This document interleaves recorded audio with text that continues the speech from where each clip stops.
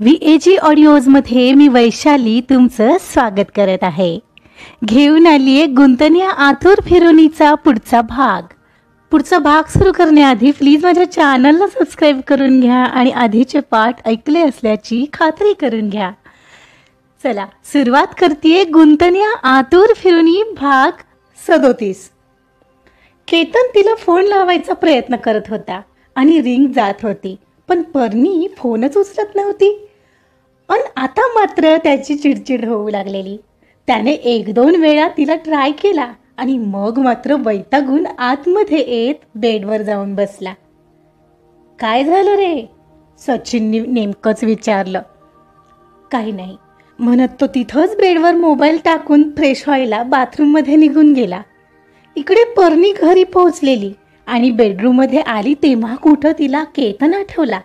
घरी पोहोचलोय तर त्याला एकदा फोन करावा असा विचार मनात येताच तिनं पहिला मोबाईल बाहेर काढला. तेव्हा तिला केतनचा आलेला मेसेज दिसला आणि तिनं आत जाऊन पाहिलं. Parni, I missed you lot. Phone का नाही उचलत आहेस? इथे मी वेड्यासारखा मिस करतोय. सोबत त्याचे रागाचे स्माइली. त्याचे मेसेज आणि खाली रागाचे स्माइली पाहून तिचा हात पहिला तोंडावर गेला. केतन ट्रिपला गेलेत आणि मला मिस करत आहेत या विचारानेच तिच्या गालात ब्राईट स्माइल आलेली. तिने पटकन त्याला फोन करायला घेतला. रिंग जात होती आणि काहीच क्षणात पलीकडून फोन उचलला गेला आणि पुढे त्याची बडबड सुरू झाली. पर्णी, कुठं आहेस यार? मी काय वेडा आहे का? मेसेजला रिप्लाय नाही तर नाही, पण ॲटलिस्ट फोन उचलावा हे सुद्धा कळत नाहीये. किती मेसेज केले होते, एकाचाही रिप्लाय देता येत नाहीये का? मला वेळ लागलाय ना इथे काळजी करत बसायला. केतन, आय एम सॉरी ना. शांत होता का तुम्ही प्लीज? ती अगदीच गोड आवाजात म्हणाली. आणि तिचं ते मधाळपणे सॉरी बोलणं ऐकून मगापासून झालेल्या त्याच्या मनाची तगमग आता कुठे शांत झाली.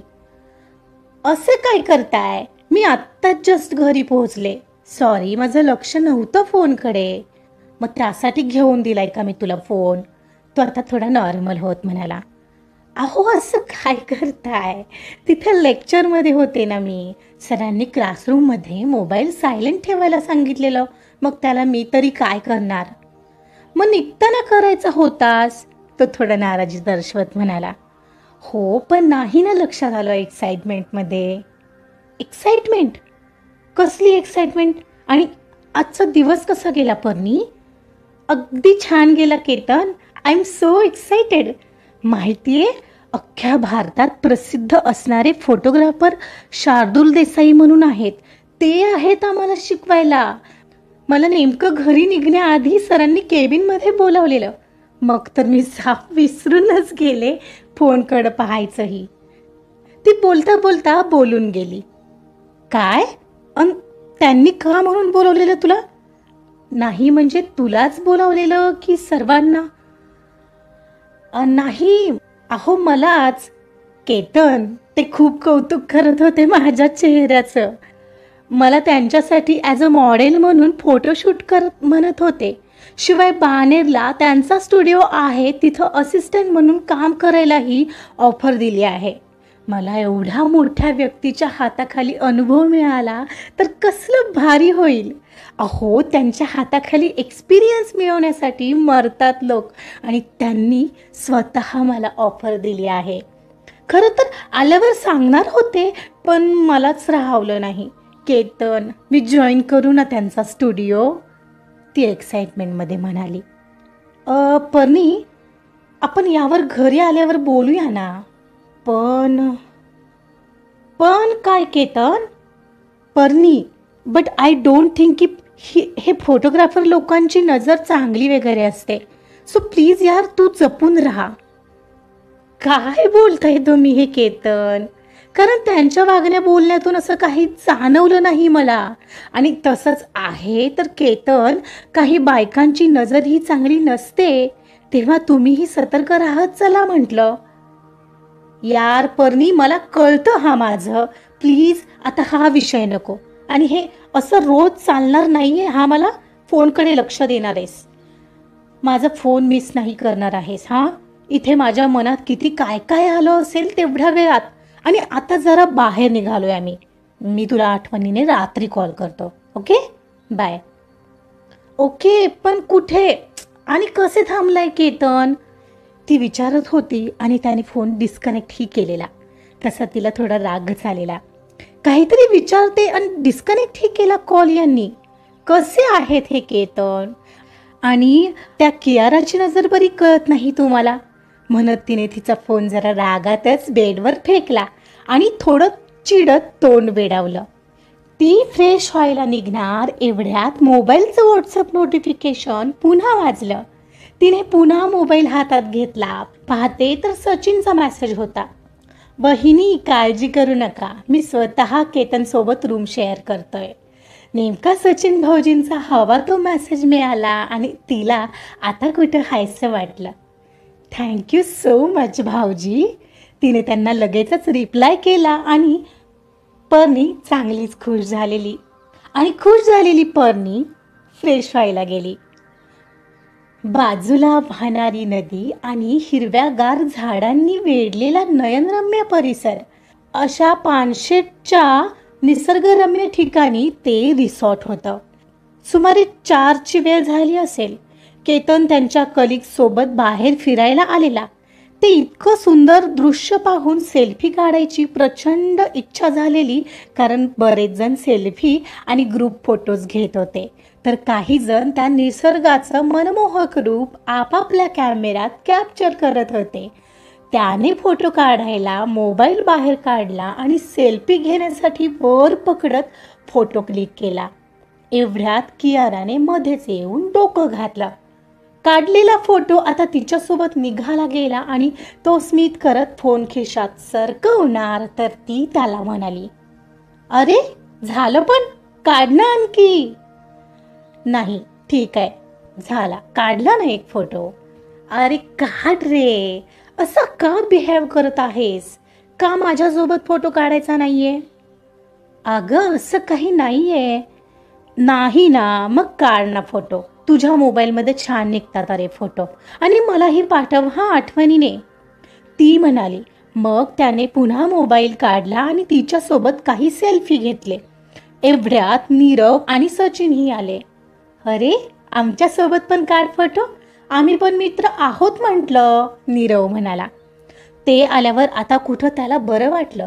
नाहीतर सचिनचं लक्ष त्याच्यावर असतं हे त्यालाही माहिती होतं. पण हल्ली तो कियारापासून थोडी दूरीच मेंटेन करू पाहायचा. ते त्याच्याकडून आपोआप होऊ लागलेलं.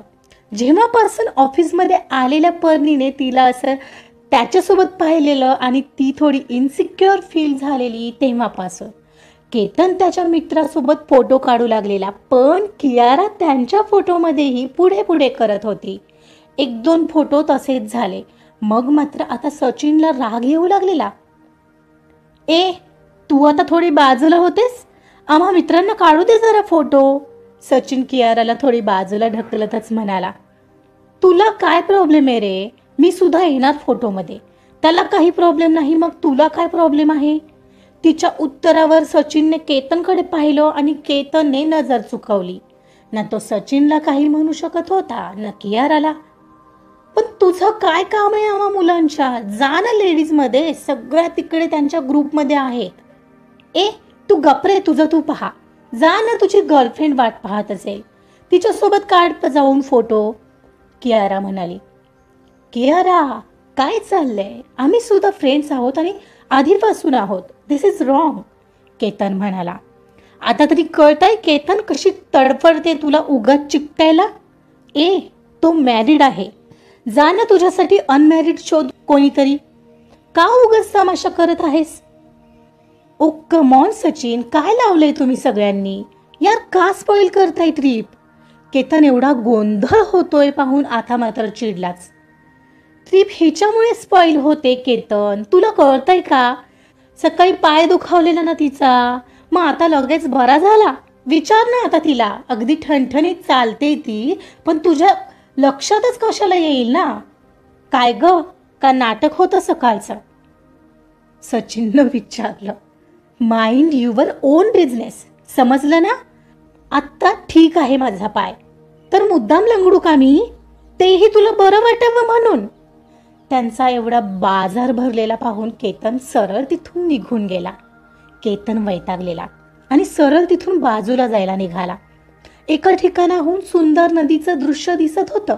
त्यात चारचं ऊन आणि त्यामुळे चमकणारी झाडी, त्यात पावसाची एखादी सर येऊन गेली असणार. खूप सुंदर समा होता तो. एक जागा पकडून तो थोडा वैतागलेला तिथंच दगडावर बसला. मध्येच एखादी थंडगार वाऱ्याची झुळूक येत होती आणि नदीवर सुंदर असं इंद्रधनुष्यही उमटून आलेलं. सकाळी तिचा पाय दुखावलेला आणि ती आता अगदी व्यवस्थित आहे. खरंच तिचा पाय बरा झाला की सचिन म्हणतो तसं ती नाटक करत होती? पण का करत असेल ती असं? आणि तिचा बॉयफ्रेंड ही आहे ना, मग कधी त्याचा फोन कसा येत नाही तिला? बिनधास्त माझ्यासोबत फोटो काढून स्टेटसला लावते, तो तिला काही म्हणत नसेल? इथे माझ्या पर्नीसाठी मी इतका पॉझिटिव्ह होतो आहे, त्याला हे सगळं कसं काय एक्सेप्ट होत असेल? त्याचा मनात विचार चालूच होता. एवढ्याच शेजारी येऊन ती बसलीच. असं बाजूला का रे निघून आलास तू? त्या सचिनला ना जास्त महत्त्व देत जाऊ नकोस आणि घाबरू तर बिलकुल नको. मी आहे तुझ्यासोबत. आधीच जळतो तो तुझ्यावर, मला माहिती आहे ना. हो, तुला कसं माहीत? मी पाहिलं आहे ना, आपण सोबत असलो की पोटात दुखतं त्याच्या. शिवाय तू त्याच्यापेक्षा उजवाच आहेस दिसायलाही आणि ऑफिसमध्येही तुझं स्टेटस जास्त वजनदार वाटतं म्हणून जळत असणार, दुसरं काय?